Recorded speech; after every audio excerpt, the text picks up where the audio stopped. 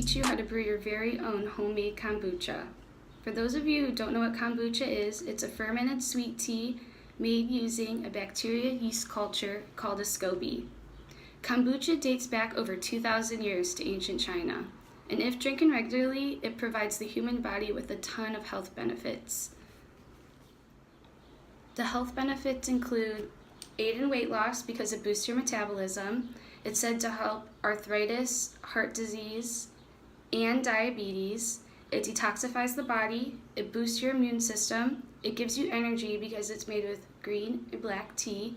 And it has probiotics, rich probiotics that replace bad bacteria with good bacteria in your gut.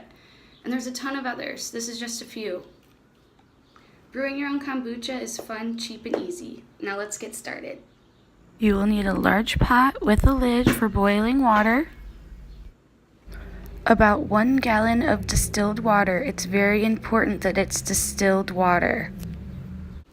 10 loose leaf tea bags of green or black tea. I use a mixture of both. A wooden spoon for stirring. It's important not to use metal. A 1 gallon glass jar. 1 cup of organic white sugar. 2 cups of starter tea from a previous batch. 1/4 cup of distilled white vinegar. A thin cloth for covering up your batch. 1 healthy SCOBY. Start by boiling your water. You're boiling your water so you can brew your sweet tea. Once your water's boiling, turn it off and add the tea bags. I like to steep my tea bags for like 15 minutes so the tea is very strong. While your water's still hot, add your sugar and then stir. And there's your sweet tea. I transfer my sweet tea to a glass jar and let it cool to room temperature.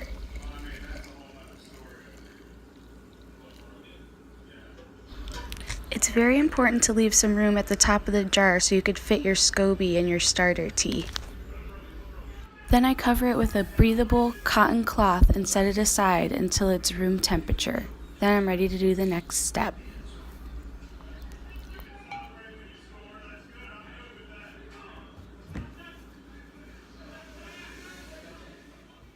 Once your hands are thoroughly washed and your sweet tea is cooled to room temperature, we are ready to begin. Once your sweet tea is cooled to room temperature, you're going to be ready to start your brew. It's important that it's not too hot or not too cold because it could damage the SCOBY. You got your tea here, and then you're either going to take your 1/4 cup of vinegar if you don't have starter tea from a reputable source or another brew, or starter tea from me or whoever, and you're going to put it in here, whichever you choose. I'm going to put starter tea in here.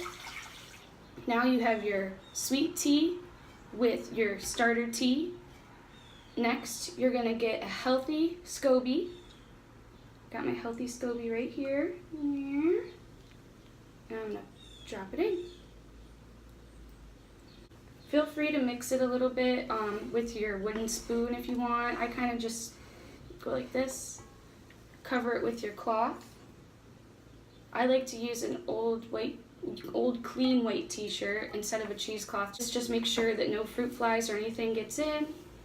Nice and good. After your brew is all set, you got your SCOBY, you got your starter tea, you got your sweet tea, you got your cover over. I'm going to put it in a dark place with good circulation, anywhere from 7 to 30 days. I usually go 14 days for my first fermentation. Remember, kombucha is a 2-step process. This is only the first fermentation.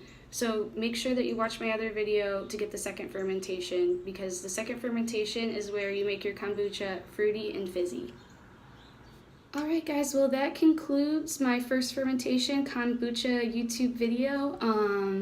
I will be posting a second fermentation video, and if you have any questions or any comments or any suggestions, please comment and please subscribe.